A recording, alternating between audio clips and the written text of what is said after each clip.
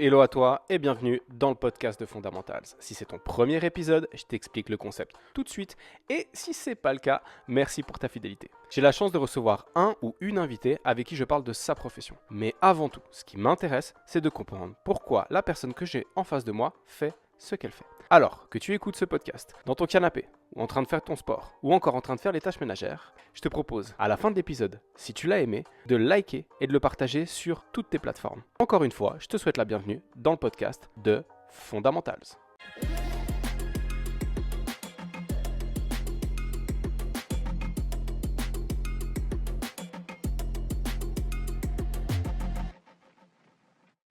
Hello Iliania, bienvenue dans le podcast. Hello à tous, j'espère que vous allez bien. Moi, c'est Ilenia Moix, aussi appelée Coach Moix ou Micheline en surnom sur les réseaux. Comment tu vas? Comment tu vas? Ah, Voilà, on était synchro, parfait. nickel. Iliania, pour les gens qui n'ont pas le plaisir de te connaître, est-ce que tu pourrais te présenter puis nous expliquer ce que tu fais? Oui, bien sûr. Alors moi, je suis coach indépendante et j'ai ouvert mon entreprise en 2020. Mhm, De base, j'ai coaché dans les Let's Go. D'abord, j'avais fait mon diplôme de coach. J'ai fait une compétition de bodybuilding en bikini junior à l'époque. Il y avait mhm, B Suisse. Et puis, après, j'ai pris un peu de distance pour moi-même par mhm. rapport aux compétitions. J'ai fait plusieurs diplômes, notamment Fitz Pro et Personal Trainer International. Ok, Et j'ai coaché dans les Let's Go, c'est pas forcément ce qui m'a le plus nourri parce que je préfère être un peu plus autonome, parce que je suis un petit peu atypique, j'aime bien faire les ok, choses à ma manière. Et du coup, je me suis lancée en tant qu'indépendante en 2020, ouais, principalement à distance, nutrition, entraînement. Et c'était durant le Covid après, donc c'était nickel. ok. Et puis après, j'ai recommencé à coacher en salle, mais de manière indépendante, avec certaines salles. D'accord. T'es dans quelle Donc, région, Ilenia? en Valais, je suis En Val... valaisanne. en Valais, en Valais. Ok.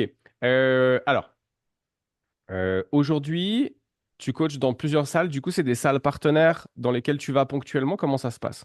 Oui, alors, je pense que vous le savez, si vous écoutez ce podcast, la plupart des salles ont un loyer à payer pour que nous, en tant que coach, on ait le droit de travailler dans cette salle. Absolument. C'est pas toujours évident parce que déjà, quand on est un coach indépendant, on paye ses cotisations sociales si on est déclaré, Hum. ce qui n'est pas le cas de tout le monde.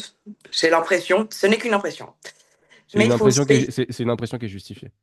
Voilà. Mais du coup, mais du coup, il faut aussi payer un loyer à la salle pour avoir le droit de travailler là-bas, ce qui est normal, mais des fois, il y a certains loyers qui sont plus ou moins élevés. Parfois, Mhm, ça peut être un pourcentage, parfois un chiffre fixe. mhm, Parfois, c'est avec un contrat juste à la cool avec certains, c'est ce que je préfère, hein, mhm, avec certains indépendants où on ramène du monde, on peut avoir un abonnement. Il y a plusieurs deals qui existent. Des fois du 5, 10, 15%, des fois c'est du 500, voire 900 francs mhm, selon les entreprises. Donc voilà, moi je préfère les petits fitness indépendants mhm, parce que je préfère soutenir ça tout simplement. mhm, Et ensuite de ça, financièrement, quand on est déclaré, c'est quand même un peu plus intéressant. mhm. Ok. Tu préfères le loyer fixe? Actuellement, c'est quoi les deals que tu as avec les salles? C'est un loyer fixe ou c'est un pourcentage?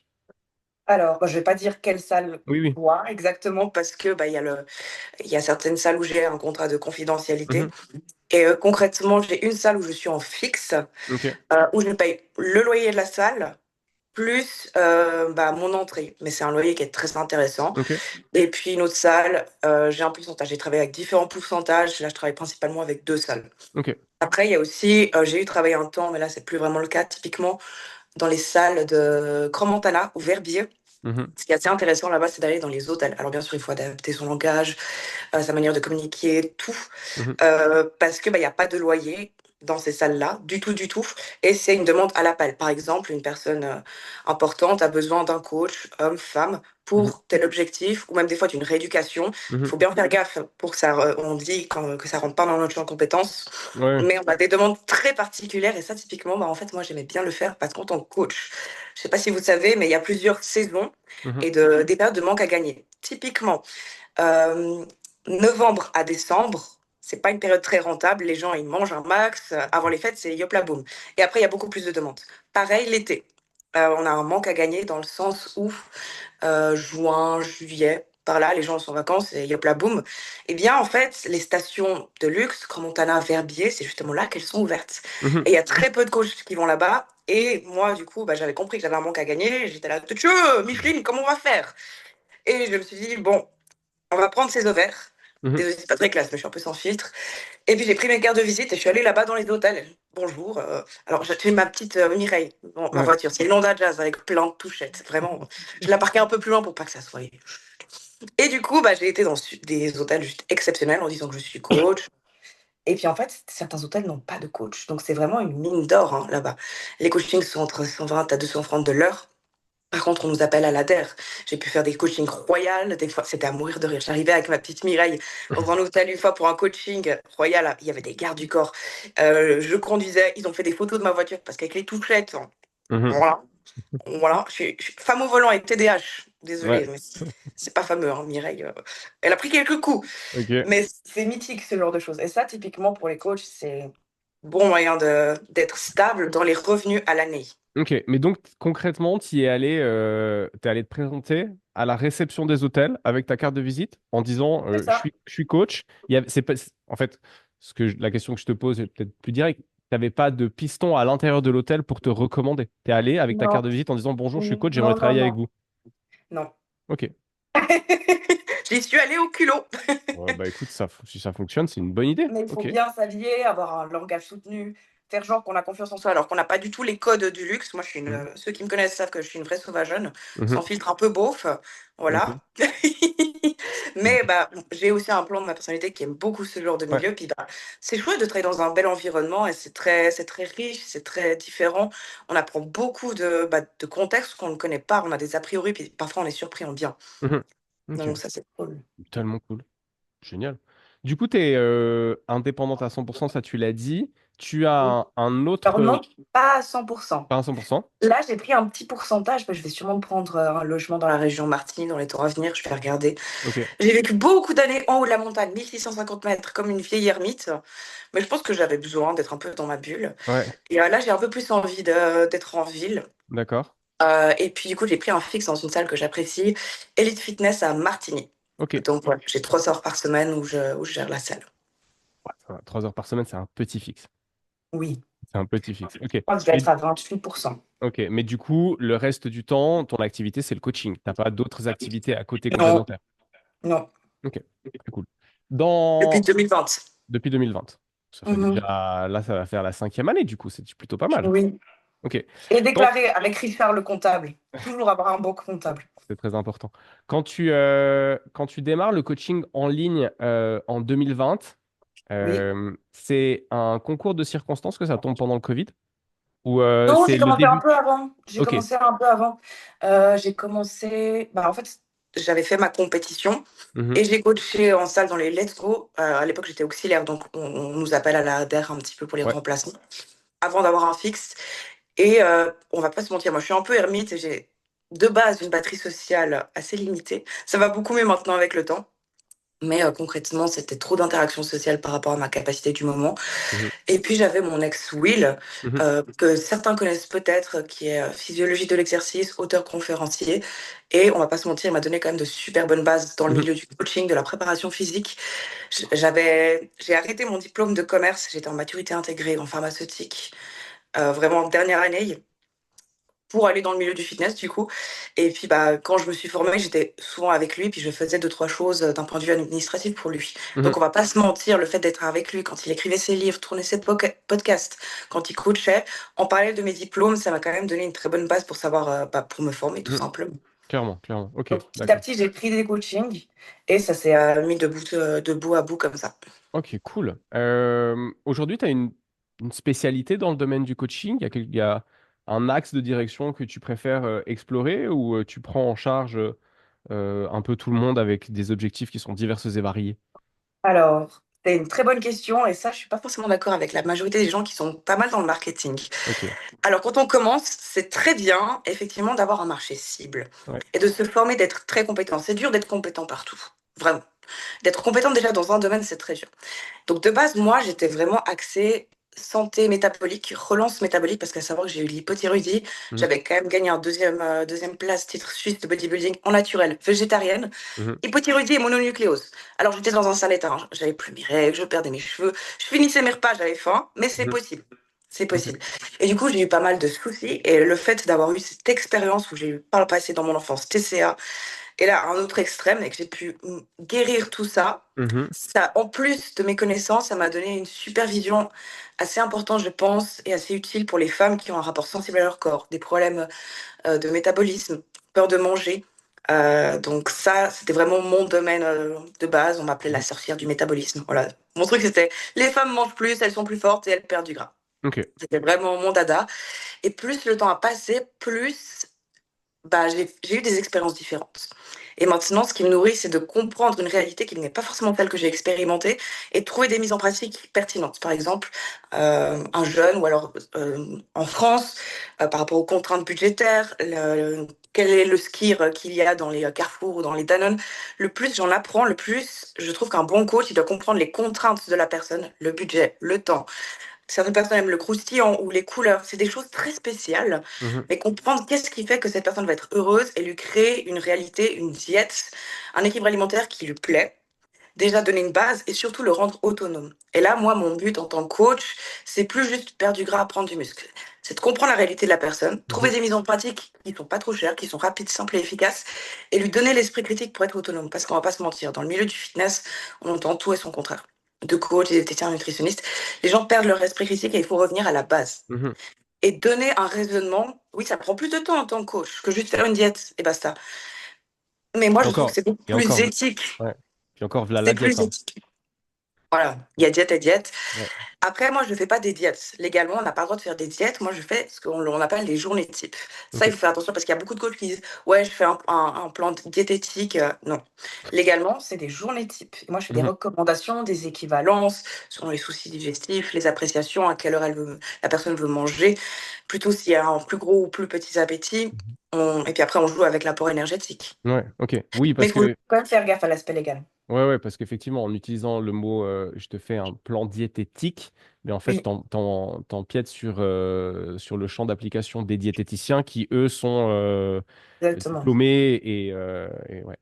Mais pour autant, j'ai eu plusieurs diététiciens en coaching. Oui, bon. Et je pense que plusieurs personnes qui écoutent ce podcast ont l'esprit critique de savoir que le diplôme de diététique, comme le diplôme de coach de base, Ouais. d'un point de vue nutritionnel, on pourrait l'améliorer. Mhm. Oui, et puis il me semble que la distinction, si on veut vraiment faire la distinction entre la diététique et la nutrition, c'est que la diététique, tu as une part importante liée à l'aspect médical et à l'aspect combinaison entre pathologie et médicaments et compléments alimentaires ou nutrition, qui est pas le cas avec un ou une nutritionniste.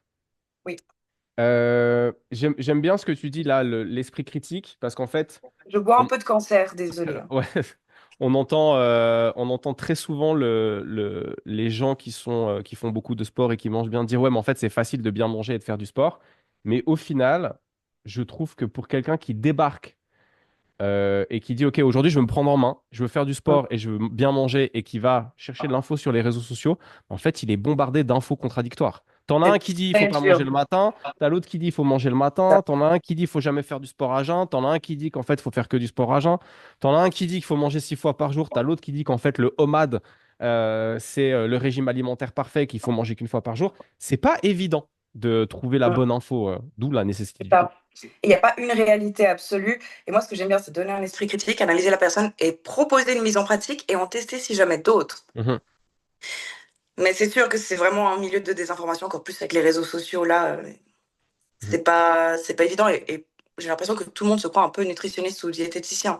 Alors que si on fait un maximum de recherches, je pense que c'est peut-être aussi ton cas, c'est que parfois on émet quand même certains doutes. C'est- Parfois on n'est pas sûr de tout, hein. Ouais, mais je trouve que justement, si t'en aimais pas, c'est qu'il y a un problème. C'est ça. Si t'en aimais pas, c'est qu'il y a un problème. Enfin, moi, personnellement, je fais pas de nutrition parce que déjà, de un, je suis pas formé. Deux, je trouve ça extrêmement chiant. Et Alors là, je suis outrée. Moi, c'est ouais, ce je que je sais, mais préfère. moi, je trouve ça Outrance. extrêmement chiant, en fait, d'aborder la partie de la nutrition. Ça m'intéresse pas du tout. Ok. Euh, Ce qui m'évite au final de faire des bêtises, vu que ça m'intéresse pas. Par contre, bah voilà, je vais donner des grandes recommandations, mais d'ordre général, Oui, euh, sous forme de dessin de deux assiettes, une qui est oui, plus ou oui. moins bien et une qui est plus ou moins pas bien.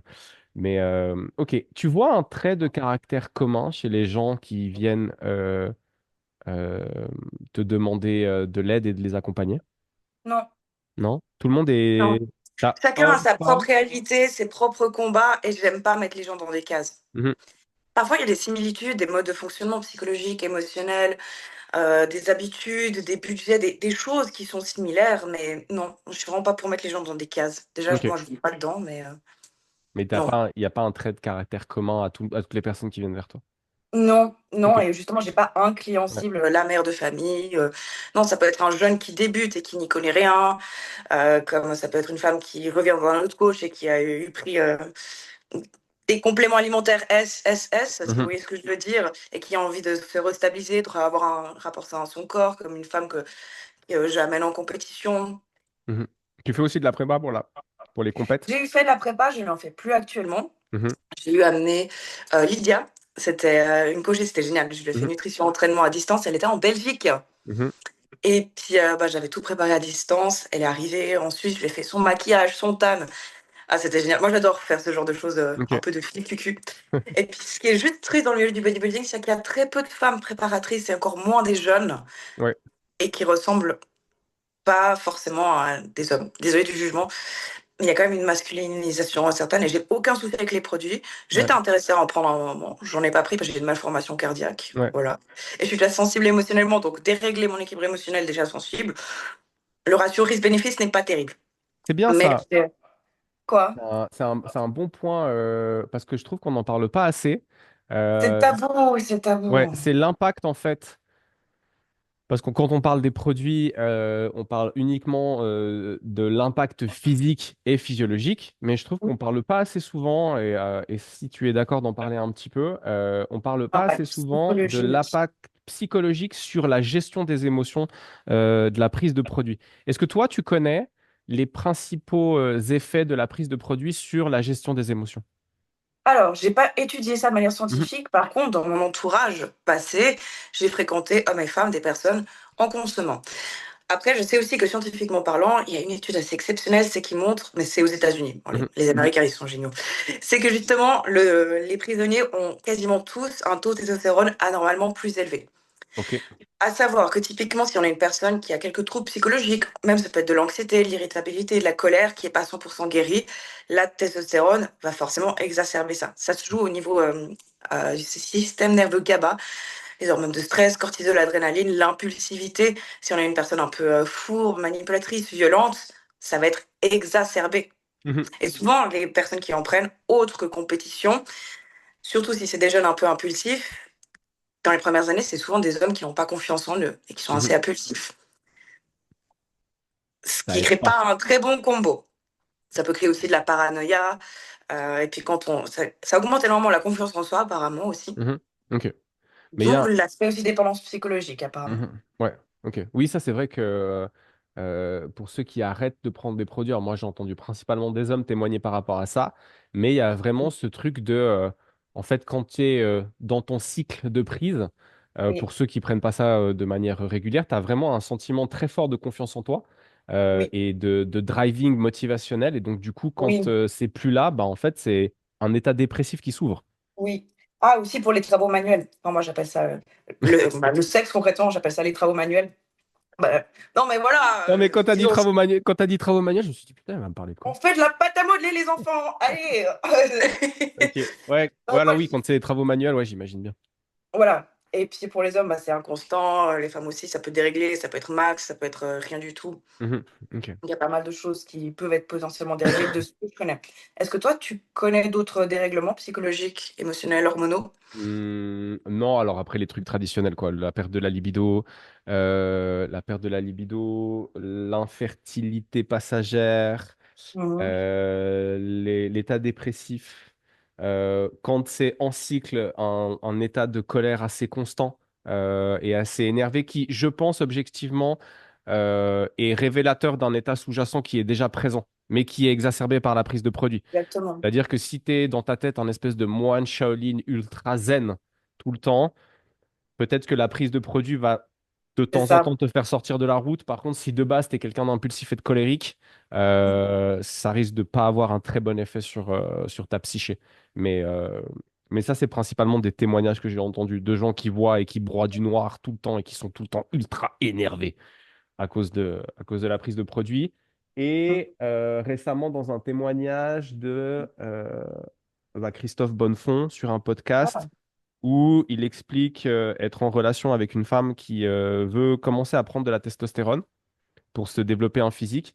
Et en fait, elle a un appétit sexuel qui se décuple avec une envie de relation plutôt très intense et physique. Fusionnel. Ouais, ouais, mais plutôt, tu vois, limite violente et qui, à un moment donné, arrive pas à rassasier. Donc, du coup, va aller avoir plusieurs partenaires parce que c'est, voilà. Ok. Donc, ouais, ça a un effet pas forcément jojo sur l'aspect psychologique des gens. Ilenia, quand tu démarres ton activité en 2020, c'est quoi les principales problématiques auxquelles tu te retrouves confronté d'un point de vue acquisition? Administratif. Je fais partie de ces gens. Bah, je suis TDAH. Pour ceux qui ne Ok, savent pas, c'est les gens troubles de l'attention avec hyperactivité. Il y a l'hyperactivité physique et mentale. Moi, j'ai les mhm, deux. C'est vraiment combo gagnant. ok, Pépite. Mais souvent, nous, encore plus les TDAH, on a une sorte de flémingite aiguë par rapport à l'administratif. Vraiment. Déjà que je n'aimais pas ouvrir mon courrier, je comprenais rien. J'étais là, mais pardon, d'accord. pardon, pardon. Et pourtant, j'étais en école de commerce. C'est Mhm, vraiment honteux. ouais, Et puis, bah, du coup, j'ai très vite contacté le comptable de mon ex, qui est mhm, exceptionnel. C'est une personne très intelligente, lucide, drôle, un vrai Valaisan. Voilà, ok, on va pas se mentir. Oui, je suis un peu patriotique. Et puis, bah, du coup, il m'a vraiment expliqué. Au début, je lui ai envoyé bah, comment on fait l'AVS, la LPP, les deuxième pilier, tous ces trucs-là. Comment on déclare, qu'est-ce que c'est un frais d'entreprise. euh, Tout, en fait. mhm, Et franchement, avoir un bon comptable, il y a aussi bah, l'aspect expliqué au quotidien. ok, Et ça, c'est juste génial. Donc, moi, si j'ai un conseil à donner, c'est d'avoir quelqu'un qui est entrepreneur autour de soi pour nous donner juste les bases. ouais, bien sûr. Après, niveau marketing, j'ai toujours été une quiche, hein, on va pas se mentir. Si on regarde mon compte Insta ou quand je fais des stories, ou pas de stories ces temps parce que j'ai pas le temps, Mhm, moi, je n'ai pas des stories publicitaires du tout. J'ai mhm, un marketing qui est vraiment, je réfléchis pas, c'est plus identitaire. Et les gens, ils aiment bien ma vibe ou pas. ouais, Et s'ils aiment pas, bah, qu'ils tracent leur chemin. Il y a plein de comptes sur Insta. Et puis en fait, c'est plus, j'avais pas à m'adapter, j'ai juste à faire ma personnalité. Je faisais des expéditions, j'allais chercher des cristaux dans les montagnes, je faisais la conne à la salle, je mhm, montrais mes plats qui ressemblaient à pas grand-chose, mais c'est pas grave, j'étais heureuse. C'est pas du tout le marketing parfait. ouais, Et pour autant, je tournais bien. Je ok, tourne. tu tournes bien. Donc, du coup, ce qui amène ma deuxième question. Aujourd'hui, les gens qui prennent contact avec toi, ils Oui. arrivent par quel canal d'acquisition? Alors, le bouche à oreille. Mhm, Souvent, c'est le bouche à oreille parce que si on fait du bon travail avec une copine ou une autre, ou des coachés, ça ramène du monde. Les gens voient des résultats sur leurs proches. Oh purée, comment t'as fait? T'as plein d'énergie, t'as perdu du poids, tout va bien. Waouh, c'est bien d'où? va voir C'est Micheline de Micheline. Montagne. C'est ça. Et puis surtout, j'ai aussi mis en place, mais c'est pas un truc incroyable, mais c'est vraiment un truc de base niveau marketing que j'ai appris, c'est que chaque coaché qui me ramène un autre coaché, il a 10% sur la prestation qu'il Ok, choisit. 10% Donc, à vie ou ah oui. 10% sur la prochaine? Non, alors ça dépend de la prestation. Typiquement, Ok, si c'est sur 2 ans ou autre, enfin, j'ai pas des prestations sur 2 ans, mais sur un an, ou si la personne elle prend juste un mois. ouais, Si elle prend sur une année, j'avise. ok, d'accord. Donc ouais. Donc aujourd'hui, c'est ça, bouche à oreille. Est-ce que les réseaux sociaux te ramènent du monde? Oui, pourtant, même là encore, alors que je poste rien du tout, mais je pense que si on a un marketing similaire à tout le monde actuellement, c'est difficile de s'en sortir. Avec l'IA, toutes les formations, il y a un maximum de formations. C'est quand même le milieu de la santé, il y a toujours de la place. Mhm. Moi, je suis arrivée, tout le monde disait, ouais, c'est full, tu feras pas ta place en tant que coach. Et même maintenant, si vous commencez en tant que coach, c'est full, mais vous arriverez à faire votre place si vous avez un petit truc un peu différent. Moi, je suis une sauvage, une ermite, je suis pas stable dans mes publications, j'ai pas un max d'abonnés, pour autant, ça tourne. Ouais, mais t'as une personnalité, et vraiment, faut pas le prendre mal, hein, clivante. C'est-à-dire, t'aimes ou t'aimes pas. Il y a pas de, j'aime un peu ou j'aime pas un peu. C'est t'aimes ou t'aimes pas. Moi, je trouve ça très bien. Oui, Et du coup, ça marque en fait le truc. C'est bah en fait, j'adhère ou j'adhère pas. J'adhère et j'adhère à fond ou j'adhère pas et j'adhère pas à fond. oui, c'est OK. Et donc, du coup, les gens, ils vont venir et ils vont dire, ah bah voilà, en fait, elle me parle, j'ai envie d'aller bosser avec elle. Parce que, et tu l'as dit très justement, et c'est le truc qui est hyper important, c'est la marque personnelle. C'est ta marque personnelle, elle est très appuyée. Et Oui. ça, c'est bien. Et donc, du coup, ça fait que les gens, soit ils se reconnaissent, soit ils se reconnaissent pas. Et donc, ils aiment ou ils aiment pas. Et ça, je trouve ça top. C'est très bien. Mhm. C'est très bien. Et je trouve ça d'autant plus intéressant parce que c'est assumé. Et je pense que c'est une bonne leçon pour les gens qui vont nous écouter aujourd'hui. C'est en fait ce que les assumez qui vous êtes, ça va plaire ou ça va pas plaire. Et puis ceux à qui ça plaît pas, en fait, on s'en bat les Et ça couilles. marche vraiment. Et j'avais vu un truc au niveau marketing. Alors, je suis nulle, mais j'essaie d'apprendre le marketing. C'est que souvent, les personnes, quand elles prennent un coaching pour une vente, c'est pas toujours rationnel. C'est sous le coup de Mhm, l'émotion. bien Et si sûr. on aime une personnalité, si on trouve ça drôle, de l'humour, ou quand c'est des émotions positives, la personne, elle prendra plus facilement un coaching. Ouais, mais C'est triste, hein. C'est très triste. Et moi, j'aimerais bien que je sois. Enfin, qu'on me prenne un coaching pour mes connaissances. Et maintenant, c'est souvent le cas. oui. Parce que je m'habille en gros jogging hyper large, parce que je poste moins, parce que ça vient du bouche à oreille. Mais de base, quand j'ai commencé le milieu du fitness, tout tournait autour de mes abdos quand je faisais juste de la compète, de juste mes plats et de montrer que j'étais forte et sèche. Mhm, ok. Maintenant, j'ai plus du tout envie d'être un corps. C'est bon, flemme. Je suis plus que ça. Oui, et puis c'est surtout que, à l'inverse de nos compétences, en tout cas, c'est ce que je souhaite, normalement. À l'inverse de nos compétences, notre corps va pas aller en se développant avec le temps, alors que nos compétences, si. Ça, Et qu'à un moment donné, si euh, c'est euh, c'est un de mes amis, Sean Seal de Upside Strength, qui dit ça, si tu as juste des beaux forceps et que derrière, t'es pas compétent, bah, à un moment donné, juste ton beau cul et tes beaux biceps, ça va pas suffire pour vendre. Parce qu'à un moment donné, à un moment donné, ça va décliner. oh, il y a quand même beaucoup d'influenceurs qui tournent très bien avec ce genre de fourberie, on va pas se mentir. Ouais, Et puis, mais quand même est-ce, quelque chose d'important, désolé de te est-ce, couper, ouais, ouais, oui, vas-y, vas-y.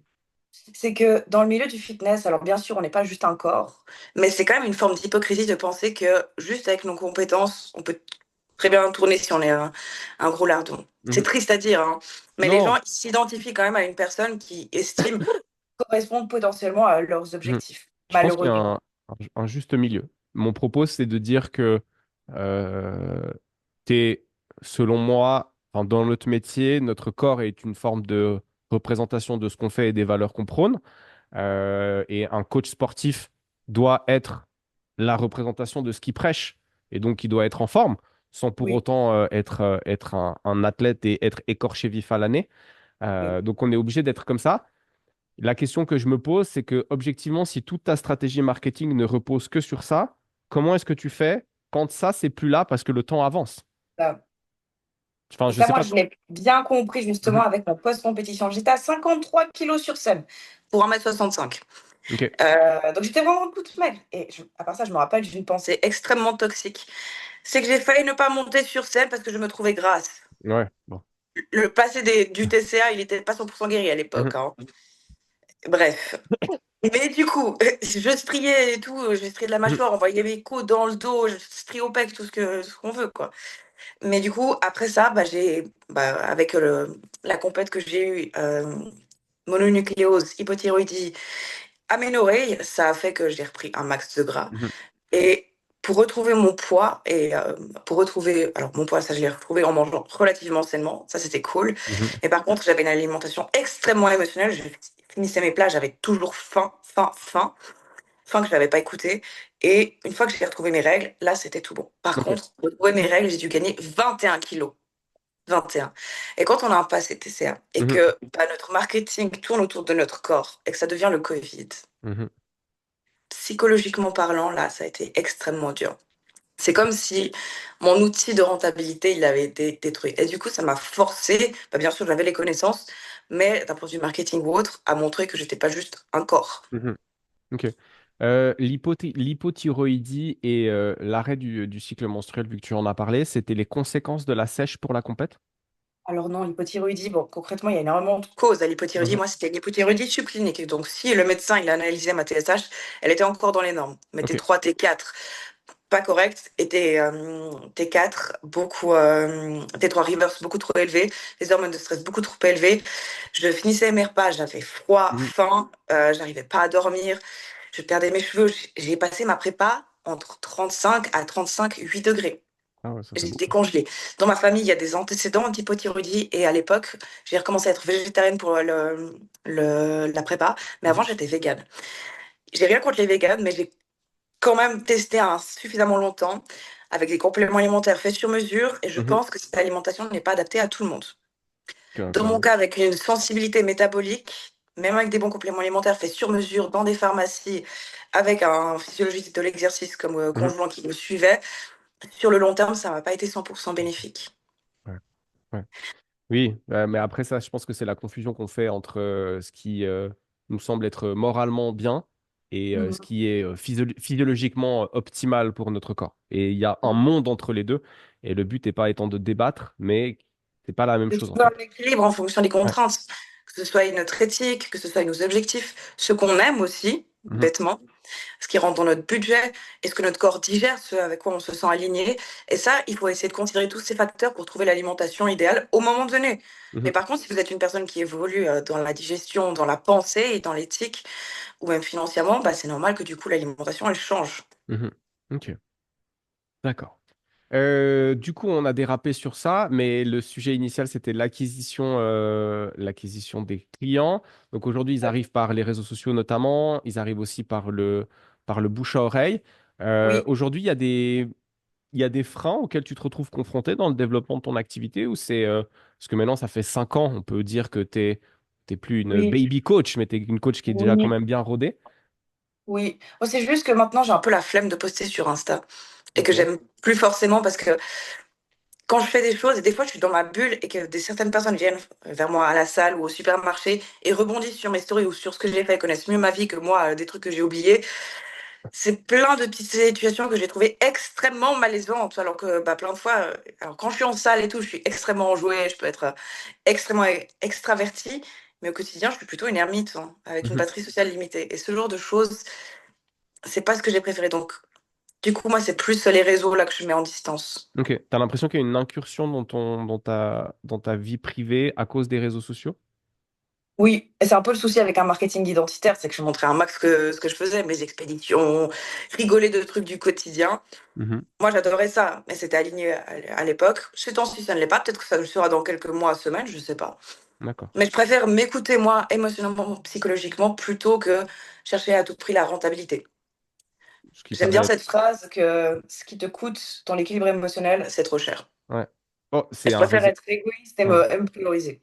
C'est un raisonnement qui est, j'ai envie de dire, sain. Oui, Enfin, un, un raisonnement sain et intelligent. Ne pas oui, faire quelque chose qui te semble être néfaste pour toi juste parce que c'est ta rentabilité qui est là. Ce qui remet encore le couvert sur l'importance de ne pas avoir tous ses œufs dans le même panier et de pas oui, investir toute sa stratégie sur un seul canal d'acquisition client et pas en mhm, tout cas sur un truc précis. mhm, Ça marche. oui, Euh, Aujourd'hui, une valeur qui est importante pour toi, Ilenia, et qui est satisfaite à travers le travail que tu fais, tu dirais que c'est quoi? la liberté. Oh, j'aime ça. La liberté de m'écouter. Et ça, c'est bête, hein, mais le fait de savoir qui on est, comment on fonctionne. Ok, j'ai une batterie sociale limitée. Ok, j'ai besoin de diversité. Je Mhm. pense que vous l'avez compris un peu ce que c'est le TDAH, juste avec mon esprit qui part dans tous les sens comme un ping-pong. Moi, je suis un joueur professionnel, j'arrive à suivre. C'est ça, lui, il arrive à capter, mais bah, mon esprit part dans tous les sens. J'ai des émotions fluctuantes, je suis passionnée, j'ai envie de faire un truc, je le fais. Alors, bien sûr, bah, la majorité du temps, j'ai des programmes, des messages à répondre, des consultations, j'ai des horaires fixes à la salle, mais je garde énormément de liberté. Si j'ai Mhm. envie de voir quelqu'un, si j'ai envie de faire quelque chose d'autre, je le fais. Et même pour dormir, j'aime bien aller dormir à des endroits différents. Là, je suis chez une pote, je vais bientôt prendre un appart à Martigny. Je suis souvent un, deux soirs par semaine chez ma grand-mère en fin de vie. Mhm. Euh, J'aime bien la liberté. Ok, J'ai tellement été emprisonnée dans certains moments de ma vie que pouvoir moi-même m'offrir cette liberté, de vivre avec la Mhm. liberté, c'est chouette. Ok. Et tu habites donc un chalet perdu dans la montagne. Oui. Why? Même si Ah, j'adore, hein, je suis fan, hein. bah ça correspond bien à mon plan de personnalité assez ermite. Ok, Mais c'est mon arrière-grand-père qui l'a construit. Mon ok, arrière-grand-père, j'ai énormément d'estime pour lui. ok. Je l'ai jamais connu, Ouais. mais un homme grand qui a motivé tout le village et a forcé tout le village pour que les femmes aient le droit de voter, d'avoir un compte en banque. Il a construit plein de chalets, il a été chercher des cristaux dans les mines, il a construit notamment lui aussi la barrage de la Grande Exence. Ok, Et c'est lui qui a construit mon chalet. ok. Donc je me suis dit c'est une safe place, je vais établir mon cocon là durant plusieurs années, puis maintenant bah, j'ai envie un peu plus de changement. Ça marche. Donc voilà. Et puis j'aime beaucoup la neige aussi, j'aime la neige. La neige, C'est c'est agréable. mythique. Oui. On se fait pas emmerder par des voisins qui gueulent, non. Si on se fait emmerder, c'est un cerf, un faon, des chats sauvages, c'est des dingueries, quoi. Ah, j'aime bien. C'est cool. Euh, Qu'est-ce que tu as envie de donner à tes clients quand tu les accompagnes? J'ai le sentiment parfois que la programmation d'entraînement, le coaching en présentiel, la nutrition, c'est un prétexte parce que les gens, ils ont besoin qu'on prenne soin d'eux. Oui. Euh, Qu'est-ce que tu as envie de leur amener ou qu'est-ce que tu leur amènes de plus que simplement, entre guillemets, le sport et l'alimentation? En fait, c'est reprendre son pouvoir personnel, de comprendre comment son corps fonctionne, comment on fonctionne, quels sont nos besoins, nos symptômes. Que ce soit une femme avec ses règles, qu'elle ait faim avant, qu'elle ait des soucis digestifs, une digestion, un transit ralenti, que ce soit l'humeur, le sommeil, le fait de comprendre son corps Mhm. et de s'y reconnecter et d'avoir le pouvoir de l'aligner à comment on se sent à l'intérieur. Ce qui vient avec la notion de liberté et de valeur qui est importante pour toi. Oui. J'aime bien faire le parallèle entre cette question de quelle est la valeur qui est importante aux gens et qu'est-ce qu'ils essaient Mhm. d'apporter à leurs clients. Et en général, il y a un lien entre les deux. C'est Mhm. c'est très cool de J'avais t'entendre. pas fait le lien, c'est intéressant. Au moins, je suis à peu près cohérente. Ah, alors ça, Pour cohérente une et fois. alignée, c'est sûr. Dans tout ce que tu fais, euh, dans tout ce que tu fais, tu dirais que c'est quoi le revers de la médaille, s'il y en a un? J'aime beaucoup la liberté, mais des fois, il y a quand même moins de sécurité. Puis typiquement, si j'ai une batterie sociale limitée, avec le TDAH, on a des jours de flémingite aiguë, certains jours, c'est pas ouf. Ok. Donc, c'est se conditionner mentalement à travailler. Et typiquement, moi, j'aime bien prendre, c'est pas juste je m'écoute. Non, je prends ma météo intérieure. Ok, j'ai une batterie sociale limitée. Ok, bah du coup, je vais aller dans un endroit où je sais qu'il y a personne. Je me conditionne à travailler. Je sais que je peux manger que à telle heure quand je sors. Je me fais une sorte de cadre moi-même parce que nous, les TDAH, on n'a vraiment pas beaucoup de cadre. Mhm, Donc, je m'impose un cadre. Genre, je peux pas aller manger, je peux pas voir telle personne, je peux pas m'entraîner tant que j'ai pas fait ça. mhm. C'est plus le cadre, j'ai l'impression. Qui des fois enfin, c'est de devoir mettre un cadre qui pose Je, problème. je suis obligée de me mettre un cadre. Mhm, Mon emploi du temps, tous les jours, to-do list.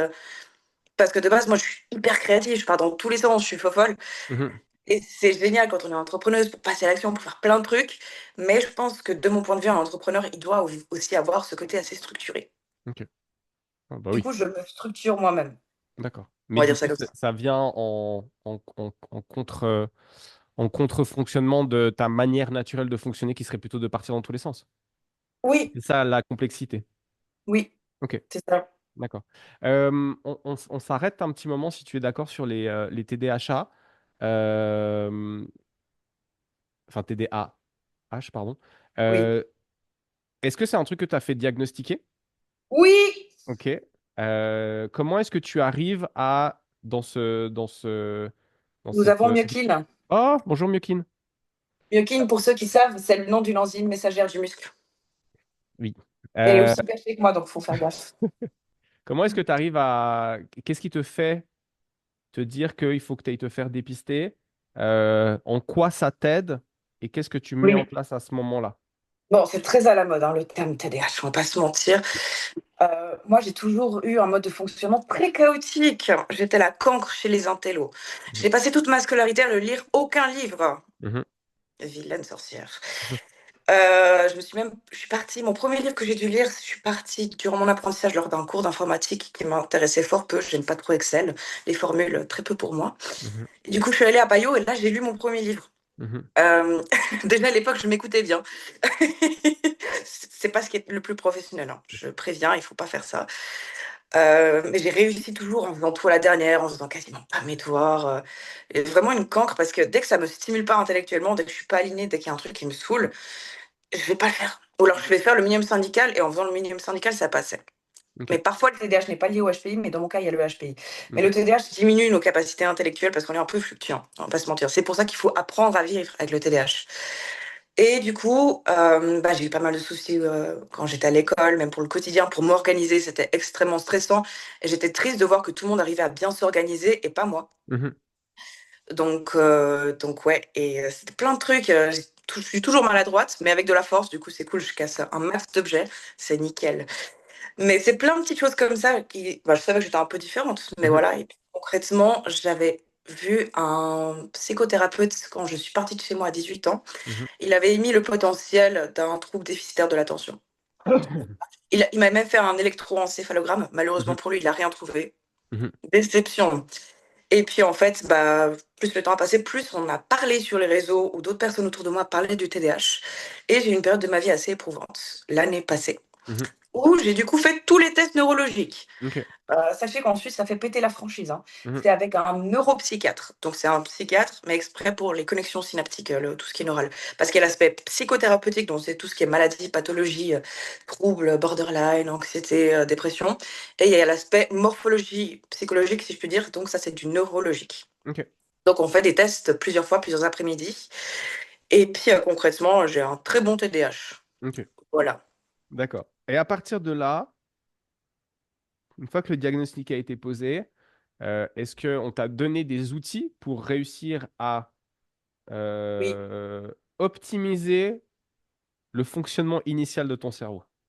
Oui. Après, il y avait déjà énormément de suspicions parce que j'ai une thérapeute que je suis parce que j'ai eu un parcours de vie Mhm. assez violent et assez Ok. épique. Voilà. Maintenant, je vais bien, mais voilà, j'ai toujours une thérapeute qui me supervise. Mhm, Et elle a discuté, elles étaient en discussion et lors de la restitution des tests, elles étaient les deux là. Donc, mhm, elles pouvaient faire le parallèle et trouver des mises en pratique pertinentes. Selon les TDAH et selon le mode de fonctionnement, on peut ou non avoir une médication avec des plantes ou alors autres. Typiquement, je crois que c'est des dérivés de. C'est tout ce qui s'apparente à la ritaline. mhm. Dérivés Donc, d'opiacés. pardon? Des dérivés d'opiacés. Voilà. Mhm, ok. Donc, il y a pas mal de prises en charge différentes qui existent. Mhm, Donc ouais. ok. Et donc, du Mais coup, oui, pardon? depuis que tu as mis le doigt dessus et qu'on t'a donné des outils, ta vie s'organise plus facilement. Enfin, plus facilement, entre guillemets. Bah, en fait, je le savais déjà, Ouais. j'étais sûre, j'avais pas besoin des tests pour enfin, les tests, c'est moi, ça m'a aidé. Certaines personnes n'aiment pas le diagnostic en mode: «Ah ouais, tu es ça, tu rentres dans une case». Mhm, J'aime pas les cases, mais ça m'a aidé à légitimer un peu une peine que je cachais. mhm. Maintenant, je le sais, puis je vis très bien avec. Ok. Puis ça enlève pas que je peux avoir mon entreprise, que j'ai une Oui, certaine oui. force, bah, Oui, voilà. bah, ça t'empêche pas de faire tout ce que tu fais. Mais moi, je reste foncièrement convaincu que s'il y a une suspicion, le Mmh. fait de mettre un diagnostic clair dessus permet de mettre en place les démarches Bien sûr, ne bien doivent pas te changer, mais te sûr. permettre de mieux te comprendre et donc de mieux fonctionner ou de Oui. fonctionner de manière plus optimale. Moi, ça a été mon cas, mais quand je parle à certaines personnes d'aller voir un thérapeute, un psychologue, pas mal de personnes, j'ai l'impression, sont un peu dans l'ego et dans la peur d'avoir un diagnostic. Mais il faut Mhm. pas s'arrêter à ça. C'est utile et c'est une clé pour comprendre qui on est et comment mieux fonctionner pour qu'on se sente heureux par rapport à notre mode de fonctionnement. Mhm. Ouais, Et pas clairement. devoir à se suradapter à ce qui est communément admis comme étant bien ou non. Oui, et puis aller chez le psy pour certaines personnes, ça veut dire être ouais, ben, je vais pas besoin d'aller chez le psy, je suis pas fou. Mais la question, elle n'est pas le fait d'être fou. La question, Oui, c'est le fait de. Et moi-même, j'ai fait une thérapie ça commence à faire longtemps en arrière pour régler certains trucs. Et je me rappelle en discuter avec mon père, et rien, il me fait, mais t'es pourtant pas taré. Je fais, oui, mais la question, elle est pas là, papa. La question, elle est que j'ai besoin de mais à quelqu'un pour l'époque, on discuter. travaillait pas sur la santé mentale. Ouais. Maintenant, on parle de santé physique, alimentaire, sport, mais on Mhm. délaisse encore un peu la santé mentale. Elle commence à se démocratiser, mais à mon sens, elle est tout autant importante que voire des fois même plus selon les cas, que la santé, sale nutritionnelle, hein. Mhm. Clairement, c'est clair. Non, puis on doit investir là-dedans. Euh, Micheline, c'est le moment du quiz. Ouf, But du oula. quiz, Attends, je prends du Monster. tu réfléchis très peu aux réponses que tu vas donner. Est-ce que tu te sens capable de faire ça? Je réfléchis de toute façon pas trop, donc ça va. Ok, et c'est parti. Quand tu étais petit, tu jouais à quoi? Tomb Raider, Ouh, c'est bon ça. Ça, c'est bon ça. Un aliment que tu n'aimes pas manger. les, laitues, hein, la Les laits, salade, la salade. Ok. ça a pas d'âme. Il y a pas d'âme là-dedans. Ton outil de travail favori ou ton outil d'entraînement favori. Mes écouteurs, Ah, ça, c'est vrai que c'est bon ça aussi. et Une de tes manies si tu en as une. ouf, il y en a trop là. Alors, Oula, une. oula. Avoir un Monster à portée de main. Avoir un monster à portée de main. Ça marche. Ta citation préférée. Soulève les poids, sinon c'est eux qui te soulèvent. Oh. C'est de toi ça? Oui. Ah, c'est Non, mais je dis souvent des conneries à la salle quand je suis enjouée pour motiver les gens. Soulève des poids, sinon c'est eux qui te soulèvent. C'est pas mal. Tu sors Euh, pas de la salle tant que t'as pas fini de t'entraîner. Si tu peux un, encore marcher, c'est pas un leg day. un gros mot que tu dis souvent si tu en dis. Euh, Salope. Ok. Ton Mais film. plus souvent, je le dis, mais pardon! Au lieu de dire une insulte, je dis pardon. Hein, c'est pas mal aussi. C'est plus correct. Ton film Oui, favori si tu en as un. j'ai pas de film préféré. Ok. Ce que tu aimes le moins dans ton job. Le marketing. Mhm. Ton plat préféré. Les pizzas 4 fromages ou avec de la truffe ou de la mozzarella, la bufala. Ok. Tu écoutes de la musique? Un max! Ok. C'est quoi la chanson qui tourne en ce moment dans tes écouteurs? Ah, j'en ai plusieurs. Mais je suis mélomane. Et Ok. beaucoup de gens sont mélomanes, mais elles ne le savent pas, c'est que c'est des personnes qui vivent leurs émotions, leurs pensées à travers Ok. des musiques. Et moi, je fais un max de playlists pour moi, mais aussi des fois pour la salle, pour les cours collectifs que je peux donner.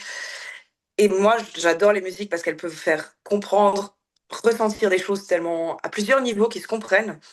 Donc j'ai vraiment différents styles, mais Ok. surtout c'est plutôt du hard style, de la grosse tech énervée.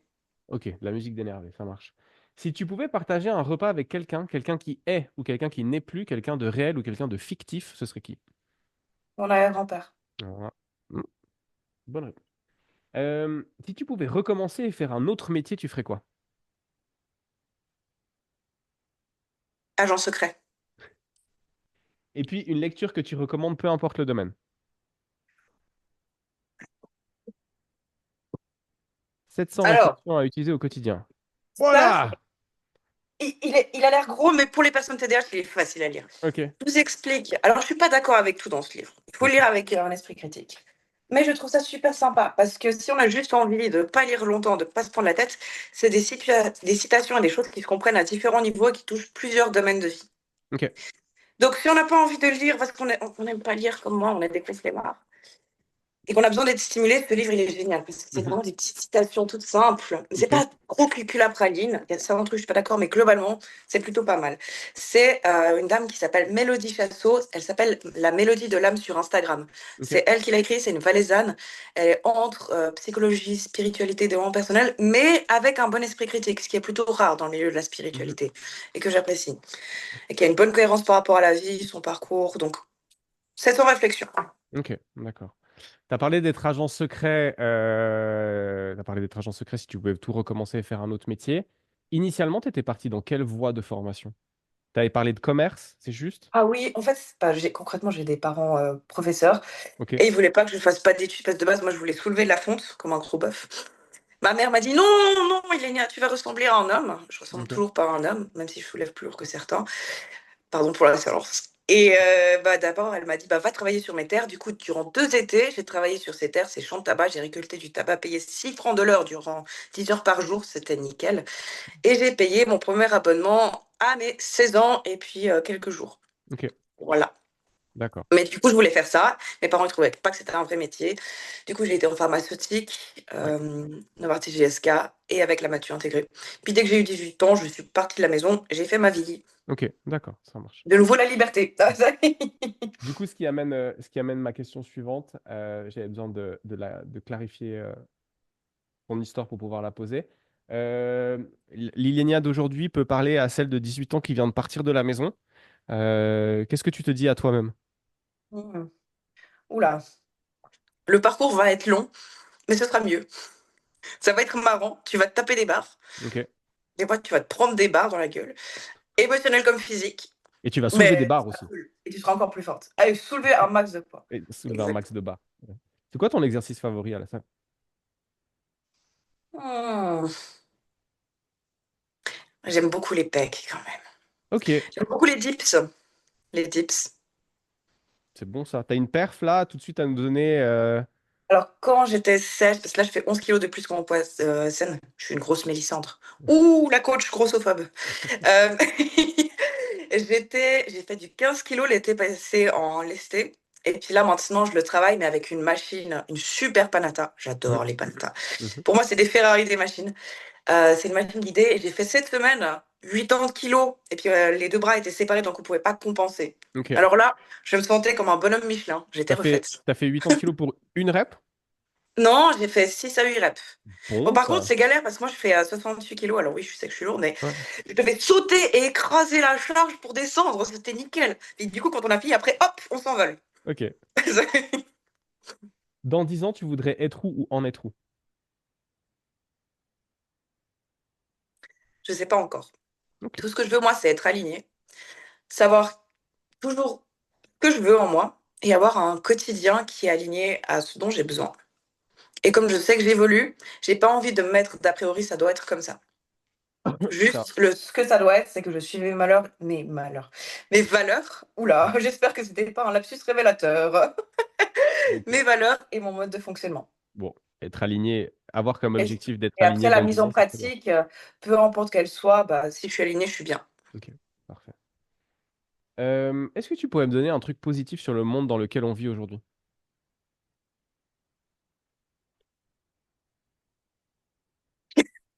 Non, la possibilité de changer facilement de travail, la possibilité de beaucoup plus s'écouter, savoir qui on est, d'évoluer, la communication.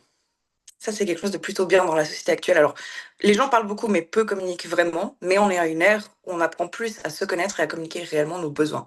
Poser ses limites, savoir ce qu'on veut et ce qu'on ne veut pas.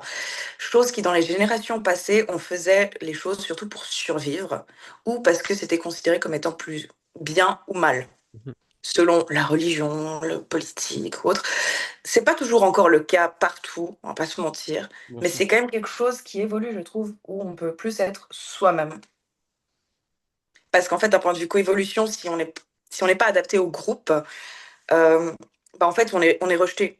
D'un Tu point de vue crèves. survie, il faut être avec la tribu. Ouais. Maintenant, on est à une ère où on peut gagner sa vie, on peut être bien, on peut avoir des amis comme nous, on peut choisir de changer, de se reconvertir et on peut s'écouter. On Mhm. a ce luxe-là, chose que par le passé, on n'avait pas. Oui, ou que certaines personnes dans certaines parties du monde n'ont toujours pas actuellement. Mais ouais, effectivement, je te rejoins.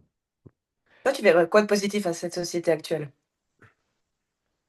Euh, j'ai le sentiment que pour contrebalancer un aspect très superficiel de manière générale, et je te remercie de me poser la question, il y a un retour à l'humain doit être au centre. J'ai l'impression que il y a beaucoup de superficialité qui se place, mais que du coup, Mmh. comme la nature a besoin d'équilibre en contrebalancement de l'autre côté, j'ai l'impression que certains veulent vraiment remettre la relation humaine au cœur de la vie. Et je trouve que c'est très bien. Oui, Et je trouve que c'est très bien. Il y a ça. Il y a l'accessibilité à l'information. Alors après, mais aussi à la désinformation. En alors fait, j'ai après, c'est l'impression là qu'il y a où, la montée de tous les voilà, extrêmes. c'est là où je te rejoins, c'est qu'en fait, l'accessibilité très facile à l'information, et je trouve que c'est vraiment bien parce qu'aujourd'hui, tout le monde peut s'informer de choses qui sont complexes et on a des Mmh, outils pour vulgariser ce qui est complexe. Aujourd'hui, je oui, peux demander à ChatGPT de m'expliquer simplement un truc qui est très complexe, mais par oui, contre, en contrepartie, ça vient avec l'importance majeure de développer son esprit critique. Et ça, c'est un entraînement à part entière comme pour d'autres domaines. oui, Donc, avec certitude. ouais. Mais j'ai Oui. l'impression que c'est une montée de tous les extrêmes. Mis d'un côté, effectivement, on peut mieux savoir ce qu'on veut, l'humain est placé en priorité. Mis tout ce qui est déréalisé, le superficiel Mhm. monte, l'intelligence émotionnelle, robots, toutes ces technologies, ça augmente aussi. Oui, donc d'où l'importance de développer son esprit critique Oui, et donner de la valeur à la relation humaine qui peut pas encore être remplacée, euh, pour l'instant en tout cas, il me semble. oui, J'espère. Le plus longtemps possible en tout cas. on y Euh, croit. on y croit.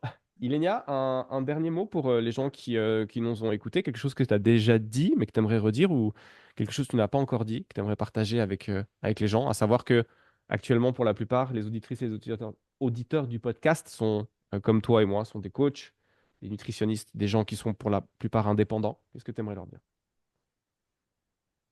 Passez du temps seul, apprenez à vous connaître, idéalement avec des amis qui sont pas là pour vous brosser dans le sens du poil et qui vous analysent, Mhm. ce sur quoi vous devez travailler.